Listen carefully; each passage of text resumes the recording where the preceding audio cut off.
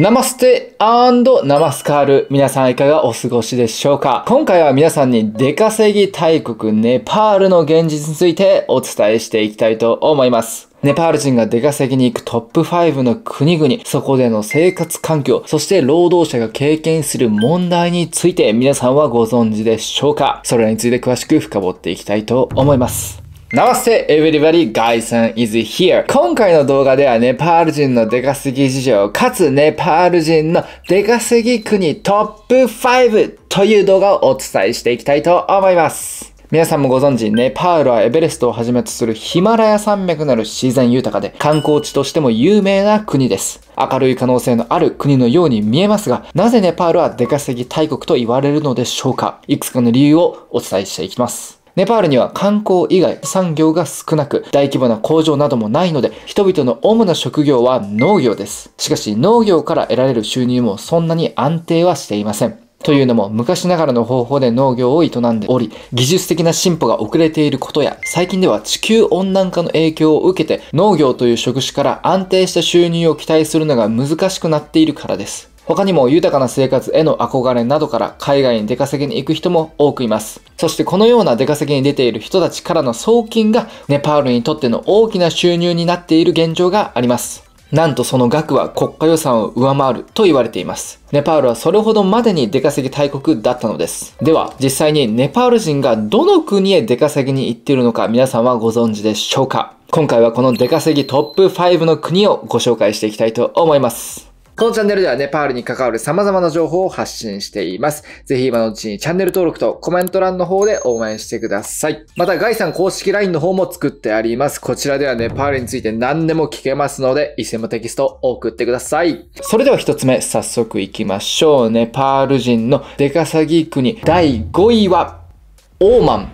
です。オーマンと聞いてあまりピンとこないかもしれませんね。オーマンはどこに位置するんでしょうか？この国はアラビア半島の東端にあり、南北に長い国です。アラブ首長国連邦、サウジアラビア、イエメンといった国々に隣接する国です。地域によっては乾燥した熱風が吹いたり、気温がとても高かったりします。この国の出稼ぎ事情はどうでしょうか？この国では以前、ネパール人は家政婦として働いていたようです。ということで、主にネパール人女性たちが出稼ぎに行っていました。ですが現在では状況が大きく変わり、家政婦として出稼ぎに向かうことは認められなくなりました。他にも個人運転手、庭師、コックの仕事などは承認されていないようです。オーマンに行くなら農場、建設業の訓練を受けてから出稼ぎに向かう人が多いようです。さあどんどん行きますよ。お次ネパールの出稼ぎ国第4位はルーマニアです。この国はヨーロッパの国なので、ネパール人にも12年生までの学歴が求められます。というのもやはり少し発展している国ですので、一定の教養また言語力が求められるんですね。ビザを申請するにあたり、日常会話を英語で話せるレベルであることが求められます。この国ではネパール人労働者はコックやウェーターの仕事に就くことが多いようです。あまり能力や資格のない労働者は養鶏場や農場などで働きます。しかし、ルーマニアの気候はとても寒いので、身体的問題を抱えることが報告されています。労働者は週に6日、毎日8時間労働をします。彼らには食事、住居付きで給料3000ルーマニアレイを支給されます。ちなみに現在の為替だと3000ルーマニアレイは10万円ほどです。結構多いですよね。ただこのルーマニアでの一般生活を考えると少しきついかもしれません。では折り返し地点でございます。ネパールの出稼ぎ国第3位はサウジアラビアです。出稼ぎのためにサウジアラビアに来たネパール人労働者は祖国と現地の気候の差がとても激しいため大変な思いをしているようです。皆さんもご存知だとは思いますが、この国は非常に乾燥した砂漠地帯の国であり、雨も降らずとても暑いです。なんと気温が50度を超える日もあるようなんです。なので、ほぼ日本と気候が変わらない環境で育ったネパール人にとって、この国で働くのは大きなリスクがあると容易に想像していただけると思います。そんな猛暑の中の過酷な労働環境のため、熱中症や腎臓病などを患い、帰国を余儀なくされる労働者が後を絶たないのが現実にあります。また帰国してからも透析などの治療費により生活が圧迫されることもあるようです。さらに残念なことに過去10年間でサウジアラビアで2000人以上のネパール人労働者が亡くなっています。これはおよそ2日に1人が亡くなっているという計算になります。死因は自然死、心停止、心臓麻痺と報告されています。原因は猛暑、過酷な労働環境、長時間労働など、このような現状を知りつつも、家族の生活水準の向上や貧困家庭から抜け出すために苦労をせざるを得ないというのは考えさせられますよね。サウジアラビアの主な産業は石油採掘です。なので海外労働者の多くは油田で働いたりするようですが、工場で働いたり建設業に従事する人たちもいます。ちなみに建設業に従事する日雇いネパール人労働者は3500サウジアラビアリアルの日給の支払いがなされるようです。非常に高いお金ですが命を懸ける必要があります。どの仕事にしても事故に遭うことが多く、待遇などもあまり良くないと言われています。少しシビアなお話もありましたが、これが彼らの背負っている苦労なのです。現実を知っていただければ嬉しく思います。それでは後半戦、ネパールの出稼ぎ国第2位はカタールです。カタールはネパール人労働者にとって人気の高い出稼ぎ先となっています。統計によるとカタールで働くネパール人労働者は30万人を超えるようです。ネパールの海外労働局が3年前に行った研究によると、ネパールから出稼ぎに行く労働者のうち 21% 以上の人がカタールに行くとのことです。しかしながらこの国は問題、課題も多い出稼ぎ地と言われています。というのもネパール人労働者は仲介するエージェントたちに騙されてお金を取られたり、労働者に対する虐待が多数発生しているようです。労働環境も過酷な職場が多く、働き盛りの若者たちでも命を落とすことがあるようです。家族の幸せを願って旅立った若者たちのなんと悲しい最後なのでしょうか。サッカーワールドカップで賑わったカタールでしたが、その裏にはネパール人労働者の悲惨な現実が隠されているようです。ちなみにカタールでの給料は2000カタールリアルだそうです。現在の為替だと8万円ぐらいですね。それでは最後、ネパールでの出稼ぎ国第1位は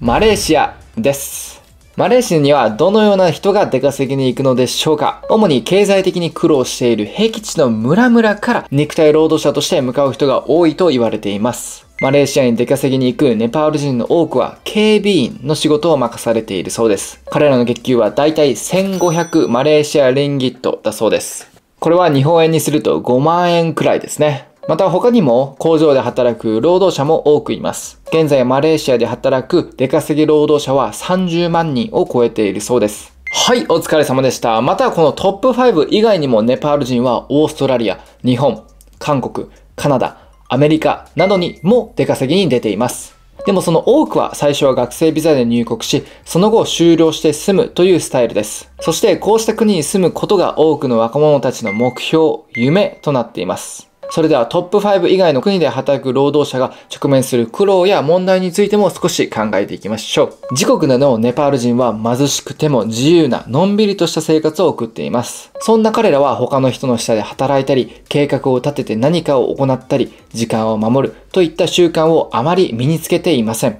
そんな状態のネパール人が外国に行って仕事をするとなると、いろいろな苦労や問題を抱えることになります。特に大変に感じるのは、やはり仕事やプライベートで時間を守ること、仕事に長時間費やさないといけないということです。また、休息、食事など、いろいろなことをバランスよく計画し、実行することがあまり得意ではないので、健康問題を抱えたり、精神問題を抱えることも多いようです。他の問題として、ネパール人は自国内では家族から遠く離れて一人で仕事をするという習慣があまりありません。出稼ぎのため、配偶者や子供たちから離れて生活をするとなると、ひどい孤独感を感じるようです。他の方面からのプレッシャーもあります。稼いだお金を家族に定期的に送金し、経済的に助けなければならないというプレッシャーです。出稼ぎに行くために多額の借金をしていく人も多くいます。それを返しつつ家族を養っていくというのはやはり重圧でしょう。少しネガティブなお話になってしまいましたが、最後は海外出稼ぎの明るい面にも目を向けてみましょうね。出稼ぎによって彼らの生活はどのように改善、発展しているのでしょうか。以前は自分の村で昔ながらの質素な生活をしていた人が出稼ぎをした結果、家族の生活向上に大きく貢献できたという人が大勢います。例えば土地を買ったり、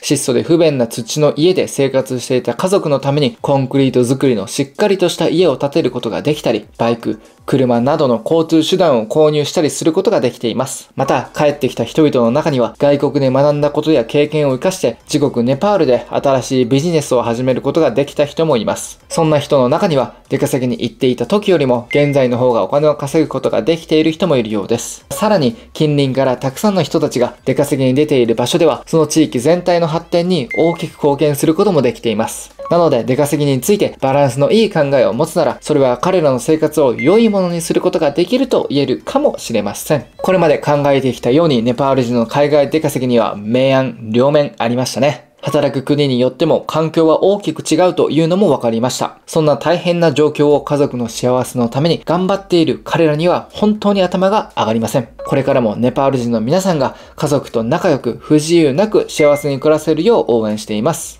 今回は少し苦労話が多かったですが、最後までお付き合いいただきありがとうございました。このチャンネルでは引き続き皆さんの知らないネパール情報をどんどんと発信していきます。少しでも良いと思った方はグッドボタン、またチャンネル登録の方もよろしくお願いいたします。私たちが住む日本にもたくさんのネパール人が出稼ぎに来ています。皆さんの周りにいる日本での出稼ぎネパール人の状況など知っていましたらコメント欄で教えてください。また繰り返しにはなりますが、ガイさん公式 LINE の方も作ってあります。こちらではネパール語、何でも聞き放題ですので、いつも連絡ください。それではまた次の動画でお会いしましょう。ナマステ。